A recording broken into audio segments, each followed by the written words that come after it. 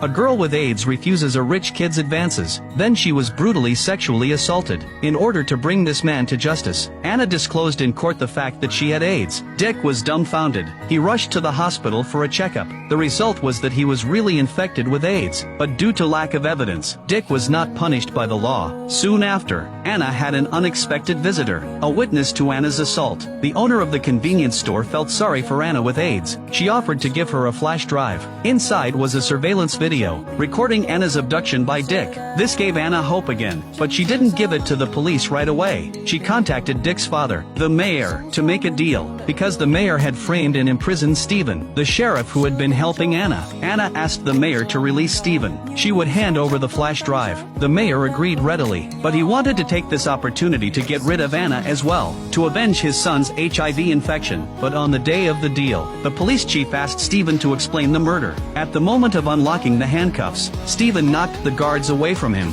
Then he rushed into the woods. His former partner let Stephen go instead of shooting him. By the time the others tried to chase after him, it was too late. Meanwhile, as Anna was preparing to make a deal with the mayor, she suddenly saw Stephen outside the window. It turns out that Stephen learned from his old partner that the mayor was planning to kidnap Anna during the deal. The mayor's men were too late. There was no sign of Anna in the train. Stephen escaped with Anna along the railroad tracks. When they came to an abandoned freighter, they planned to hide here for a while. When the heat was off, they'd take Anna and run away. In the time they spent together, he fell in love with this woman. He didn't care that Anna had AIDS, but Stephen didn't realize. The mayor's men were like hunting dogs. It didn't take long to find them. They were taken to a remote suburb. The mayor ordered Stephen to be dragged into an abandoned cabin. Then he ripped the tape from Anna's mouth. Anna immediately threatened the mayor. If she and Stephen didn't make it back safely, her friends would be exposed for the atrocities that Dick had committed. But the mayor didn't seem to care. He just took out his cell phone and showed Anna a picture. The little girl in the photo was the girl she adopted. Anna was completely confused. She didn't expect the mayor to be so despicable. For the sake of her daughter's safety, Anna knelt down and begged the mayor for mercy. The mayor told her to hand over the flash drive.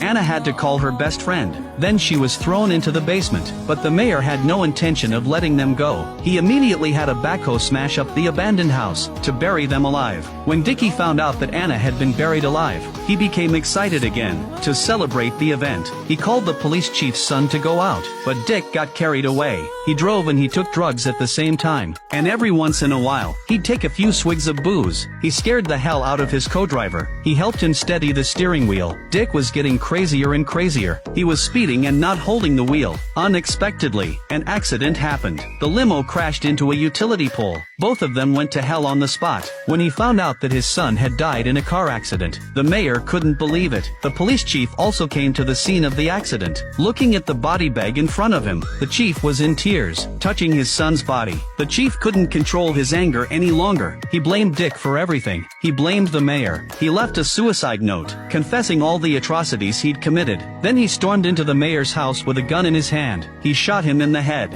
He was arrested for it. It wasn't long after that. The police found the house in the suburbs. They worked together to remove the wooden slats and tiles from the roof. They were able to rescue Stephen and Anna from the basement. 1 year later, Stephen came to visit his wife Anna in the hospital with a little girl and flowers, because Anna had a car accident before. Because of the hospital's illegal blood transfusion, she was accidentally infected with AIDS. By insisting on taking medication, Anna successfully stopped AIDS and gave birth to Stephen's baby. Since then, the family has been living a life without shame.